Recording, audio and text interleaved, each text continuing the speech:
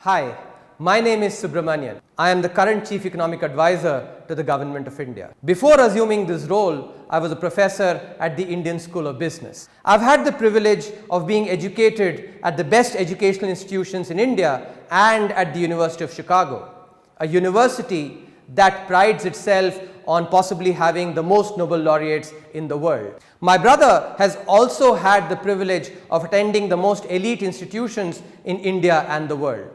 So when people look at us two siblings, they presume often that we must have come from a privileged background. My parents, though, were not rich, at least in the traditional sense of power, pelf, privilege or pedagogy. But my parents were rich in the ambition that they had for us. Before me, no one in my family had ever stepped into the portals of a college or a university. My father, who lost his father when he was only 7 years old, finished his schooling because of the generosity of his elder brother and an elder sister. Even though he had to support two of his widowed sisters in his meager clerical salary, he and my mom put us in an English convent, the first kids therefore in our ancestral family to have that privilege. Sometimes they had to borrow money from the local money lender at usurious interest rates in order to pay our school fees. Yet they did not let these troubles weigh them down.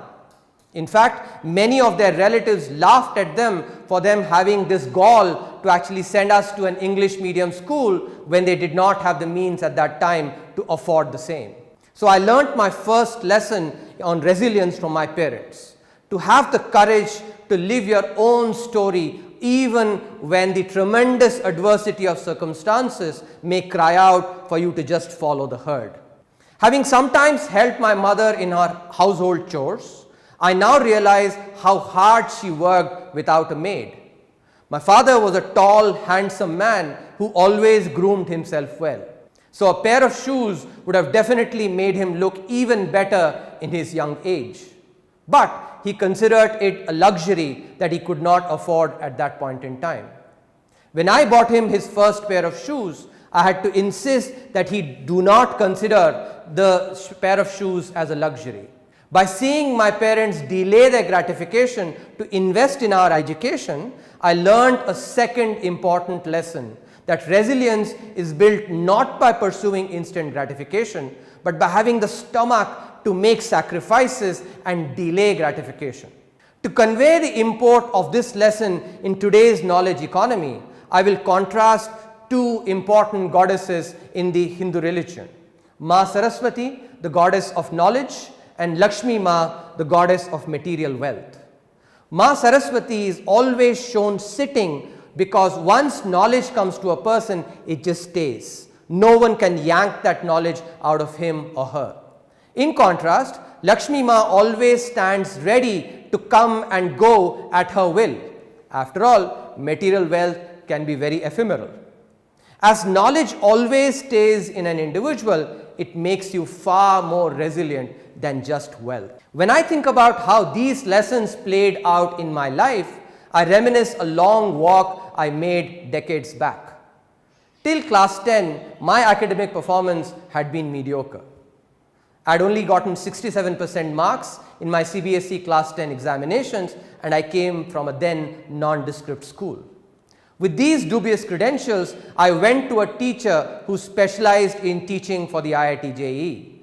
She advised me that my efforts were better directed at a less ambitious goal. I was then a fly on the wall in a conversation headed by the district topper who had gotten 92% marks. I heard him say that the IIT JEE was incredibly tough.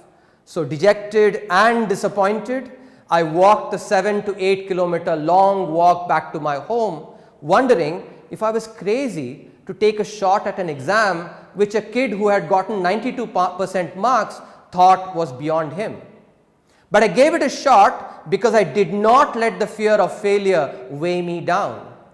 If you don't even run a race, the probability of winning that race is but zero. Fast forward a few years, and I again faced the same dilemma, whether or not to pursue a less trodden path. When I decided to pursue a PhD in the United States, I was married by then. My wife, an engineer herself from NIT Surathkal, had to quit her really lucrative job and bear the uncertainty of starting her career afresh in the United States. We had just bought a house in Mumbai. From two of us earning well, we had to choose the life of graduate students living on one meager stipend. To add to all this, we were expecting our first child. But my wife articulated her magnanimity beautifully, saying that if you're not happy, we cannot be happy either. And so, through my wife's unstinting support, we took the plunge to stir up the small nest that we had built and instead pursue our own story. You may think that the story ends here and they happily lived ever after, but rejection is a constant companion in the life of an academic, where publish or perish is the mantra. To measure up to the global standards for research, I was required to create my own niche in the world of academia. I had to publish my research in the top journals in the world, where acceptance rates range from about 5 to 6%. And so about 95% of the submissions from serious academics get rejected. From the time I started my PhD at the University of Chicago to the time I became a tenured professor at ISB, which means I now had a permanent job, it took me a decade. Thus, in 3,000 odd days, 6 to 7 good days assured me of a career as a professor at ISB. Which were these 6 to 7 good days? It is the days when I received an email from an editor of a top journal saying that my research paper had been accepted.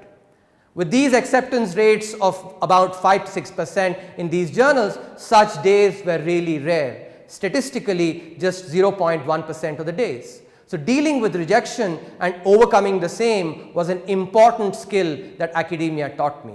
From these experiences, the third lesson that I want to offer you, therefore, is follow your own story in pursuit of happiness and not in pursuit of power or pelf. I will give you a simple reason to pursue happiness in your story. When you're happy doing something, work does not seem like work. You enjoy your work, and when you enjoy your work, you can clock the long hours that is really necessary for anyone to excel at his or her profession.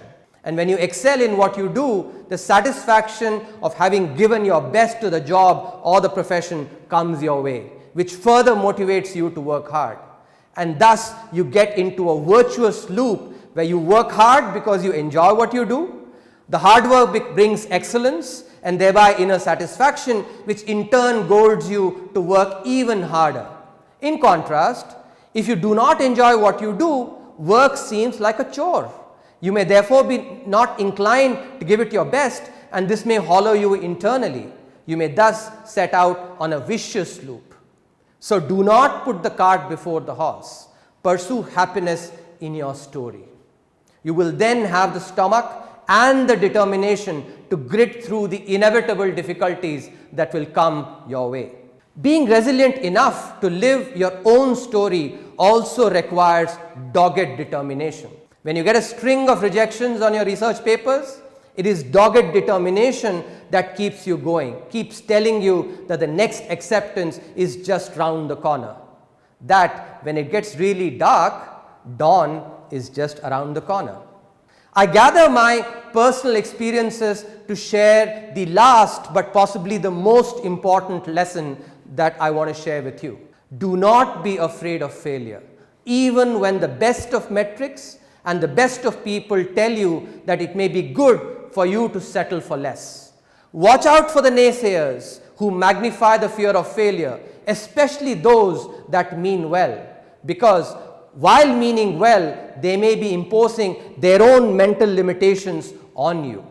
Let me summarize all these lessons together in what can an academic after all offer? A formula, because I'm fascinated by formulae.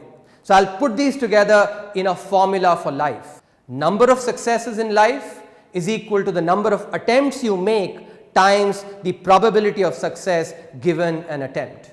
Introspect on this formula and you will find that as the number of attempts goes up, the number of successes will also go up mechanically. Resilience is thus about increasing the number of attempts to create your own story. Resilience is also about increasing the chance of success brick by brick with hard work and dogged determination, patiently without looking for instant gratification. These messages are best captured by a couplet which I offer you as a talisman that you should hold on to for life. खुद ही को कर बुलंद इतना कि हर तकदीर से पहले खुदा बंदे से खुद पूछे बोल तेरी रजा क्या है. Make yourself so resilient that the Almighty asks you Himself before every endeavor. My dear, tell me what is your wish. Thank you.